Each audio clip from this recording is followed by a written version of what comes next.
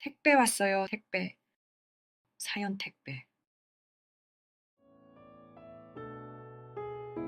꼭 뭐에 홀린 사람 같았습니다. 자랑은 아니지만 제 나이 70살의 한 남자를 알게 됐어요. 아내와 사별했다는 그 사람은 어딘지 모르게 외로워 보이는 사람이었습니다. 내가 그 빈 구석을 채워주고 싶다는 생각이 들 만큼이요. 한번 만나고 오면 몇 날 며칠 그 사람 생각만 나더군요. 나이 들어 그런 감정이 드는 게 신기했습니다. 하지만 그 남자와 연애하고 재혼하고 그럴 생각까지는 하지 못했습니다. 다 늙어서 주책이라는 소리 듣기 십상이니까요. 저처럼 혼자 사시는 분들은 공감하시겠지만 혼자 살면 밥 먹는 것도 외롭고 우두커니 TV 보는 것도 무료하고 하루 24시간 내내 외롭잖아요. 그래서 그 남자가 우리 집에 놀러 오겠다고 하면 그것까지는 차마 마다하지는 않았습니다. 같이 밥을 먹고 이야기를 하고 차를 마시고 이러는 게 솔직히 좋았습니다. 그렇게 저녁밥을 같이 먹는 날이 점차 늘어갔죠. 그 남자와 함께하면 길기만 했던 하루가 정말 빨리 갔습니다. 그러다 제 마음을 흔든 결정적인 사건이 생기는데요. 그 남자가 죽은 제 남편 산소를 돌봐준 일이었습니다. 봉분을 바치는 축대가 무너져 어떻게 해야 하나. 그러던 차에 그가 시멘트를 둘러매고 산소까지 가 축대를 손보고 정성껏 벌초를 해주는 게 아니겠어요. 70이 넘은 사람이 그 무거운 시멘트를 들고 산에 오른 게 얼마나 힘들었겠어요. 그래도 그 사람은 힘들다는 내색 한번 안 하더라고요. 아들도 하지 못했던 일을 그 남자가 해주는데 어느새 자식보다 더 의지되는 사람이 되더군요. 그리고 또 우리 집 욕실 샤워기가 똑 부러진 날이 있었는데요. 그 남자가 조용히 나가 샤워기를 사와 뚝딱뚝딱 고쳐주더군요. 집에 뭔가 고장이 나면 늘 아쉬운 소리를 해가며 아들이나 주변 사람들에게 손을 빌리던 터라 고맙기도 하고 든든했습니다. 또 제가 아파서 병원에 가야 하면 자식들 신경 쓸까봐 저 혼자 가곤 했는데 저를 살뜰히 챙기며 그 남자가 함께 해줬고요. 약도 대신 타다 주고 죽도 사다 주고 했어요. 그 즈음이었던 것 같은데요. 제가 한번 크게 아프고 나서부터는 며칠씩 우리 집에 머물렀다 자기 집에 돌아가고 그랬습니다. 물론 그 남자와 제가 특별한 사이라는 건 우리 두 사람 말고는 아무도 몰랐습니다. 특히 아이들에게는 알리지 않기로 약속했어요. 엄마도 여자이고 사람인데 좋아하는 사람 만나는 건 제가 아니지만 앞으로 어떻게 될지도 모르고 또 제가 장사를 오래 하면서 여러 사람을 봐왔는데요. 어머니가 시집을 갔다가 다시 돌아오면 아들, 며느리 태도가 달라지는 걸 많이 봤거든요. 저는 떳떳한 엄마가 되고 싶었기에 말하자면 비밀 연애를 하기로 한 거죠. 젊었을 때 화물 운송업을 했다는 그 남자는 지금도 화물차 몇 대를 소유하며 대여해서 돈을 벌고 있다고 했습니다. 한 대에 몇 억이 넘는 차를 몇 대씩 굴리고 있으니 노후에는 돈 걱정 없겠다 싶어 부럽더라고요. 평생 장사해서 500원 깎지 말라고 고달프게 살았던 저와 달리 저렇게 앉아서 쉽게 돈을 버는 경우도 있구나 싶었죠. 그러다 어느 날 그 남자가 그러더군요. 근래에 망고인지 애플망고인지를 어느 농장하고 직거래해서 판매하고 있는데 중간에 일이 꼬여서 문제가 생겼다고요. 처음에는 흘려들었는데 하도 걱정을 하기에 뭔지는 잘 몰라도 급한 불부터 꺼야 되지 않겠나 싶더라고요. 그냥 알아서 하겠지 하고 내버려뒀어야 했는데 그때 정말 뭐에 씌었던 것 같습니다. 그래서 제가 4,500만 원을 송금해줬습니다. 그리고 그 뒤에 3천만 원을 한 번 더 보내줬고요. 제 피 같은 돈 7,500만 원을 보내줬지만 한 번도 떼먹힐 거라는 생각은 못했습니다.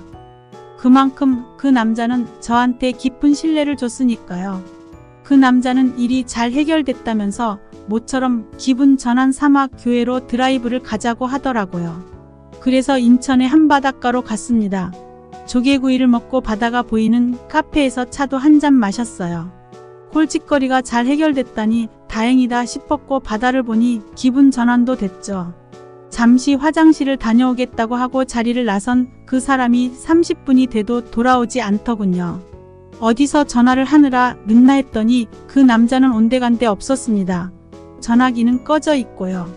무슨 일이 생겼나 걱정스러운 마음에 주차장으로 갔는데요. 차가 있어야 할 곳에 차가 없더군요.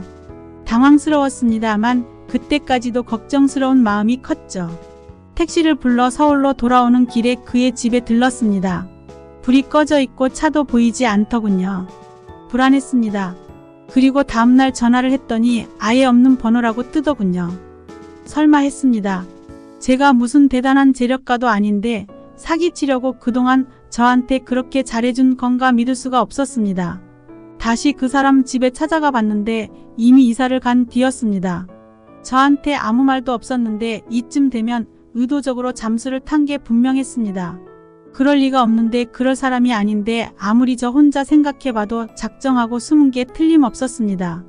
먹지도 자지도 못하고 속을 끓이다가 가만히 있을 수는 없고 저 혼자서 뭐 할 수도 없어서 창피하지만 애들한테는 비밀로 해달라고 하고 저희 조카한테 털어놨습니다.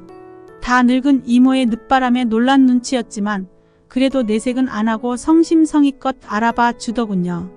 인터넷으로 이것저것 검색해보더니 경찰서에 신고하자고. 그게 제일 빠를 것 같다고 해서 그 길로 경찰서로 찾아갔습니다. 사기 사건으로 신고해서 다시는 안 보더라도 제 돈만큼은 받아내려고요. 근데 세상에 제가 알고 있던 그 사람은 이 세상에 없는 사람이었습니다. 이름이 가짜였던 거죠. 인적 사항이 조회가 안 되니 경찰서에서는 수사를 못한다고 하더군요. 허탈했습니다. 저는 다 늙어서 만난 그 사람에게 마음을 줬는데 처음부터 끝까지 저를 돈으로밖에 안 봤다는 걸 생각하면 하염없이 눈물만 났습니다. 그렇게 믿고 의지했던 사람의 본명조차 모르고 헛개비를 좋아했다는 것도 참을 수 없었습니다. 그동안 마음고생이 심해서 그런지 살도 5kg나 빠졌더군요. 바람처럼 사라진 그를 찾을 방법은 없고 마음고생하느니 그냥 그 돈을 포기할까 생각도 했습니다. 그런데요, 의도적으로 접근해서 돈을 털어간 그 사람을 죽어서도 용서할 수가 없을 것 같더라고요. 어디 가서 또 저처럼 바보 같은 할머니들 등치고 있을 걸 생각하면 그냥 놔둘 수도 없고요. 조카한테 연락이 왔습니다. 차라리 흥신소를 찾아가 보자고 하더군요. 돈까지는 몰라도 일단 사람은 찾을 수 있을 거라고요. 지푸라기라도 잡는 심정으로 찾아갔습니다. 담담하게 이야기를 하려는데 속은 게 분해서인지 하염없이 눈물이 나더군요. 베테랑 형사처럼 생긴 그 사람들은 최선을 다해서 찾아주겠다고 하더라고요. 그 말을 믿고 돌아왔습니다. 꼭 일주일 만에 연락이 왔습니다. 어디 지방에 숨어있는 사람을 찾았다고요. 그 다음 말은 더 충격이었습니다. 멀쩡하게 부인도 있으며 더 가관은 사기 전과만 12범인 수배 중인 사람이더라고요. 평생 시장통에서 장사를 하며 사람 보는 눈이 있다고 자부했던 저였는데 사기꾼한테 완전히 농락당했던 거였습니다. 그 주소를 받아들고 그 집으로 찾아갔습니다. 그리고 차에서 내리는 그를 만났습니다. 저를 보고 놀라기라도 할 줄 알았는데 그는 무척 태연했습니다. 그리고 길거리에서 이러지 말고 어디 들어가서 얘기하자며 저를 근처 카페로 이끌더군요. 길거리에서 망신을 주려다가 다 끝난 마당에 무슨 소용이냐 싶어 카페로 따라갔습니다. 여기는 어떻게 알고 왔어요? 사람 기다리게 하고 아무 연락도 없이 왜 여기 있어요? 미안해요. 내가 돈을 꼭 갚으려고 했는데 일이 잘 안 됐어요. 말은 못하겠고 해결은 더 못하겠고 그래서 도망치듯 여기로 왔는데. 갚으려고 했다고요? 거짓말 그만해요. 이름도 가짜에다 부인도 있다면서요? 게다가 사기 전과 12범. 아내 뒷조사도 했어요? 난 당신 사랑해서 그런 거예요. 진짜예요. 이것만은 믿어줘요. 나 그렇게 만만한 사람 아니에요. 당신 실체 다 알게 됐고 내 돈 한 푼도 빼지 말고 돌려줘요. 그리고 다시 만날 때는 경찰서에서 만나요. 근처에서 기다리던 조카가 경찰에 신고해 형사들이 출동했고 그 사람은 그 길로 경찰에 연행됐습니다. 조카 말로는 사기죄는 10년 이하의 징역 또는 2천만 원 이하의 벌금을 받는다고 하던데요. 남은 돈이 있을까 싶지만 어떻게든 돈은 다 받아낼 거고요. 벌도 받게 할 겁니다. 그동안 밥 먹듯이 사기를 쳤으니 가중처벌을 받아 감옥 안에서 그가 늙어 죽기를 바랍니다. 남의 눈에 피눈물 나게 하면 자기 눈에서도 피눈물을 흘려야 마땅한 게 세상 이치니까요. 제 마지막 사랑인 줄 알았던 사기꾼과의 연애는 그렇게 끝이 났습니다. 그 전에는 혼자서 외롭게 지내는 게 형벌 같았는데요. 지금은 새로운 사람을 만나서 속을 끓이고 힘들고 이런 게 형벌 같아요.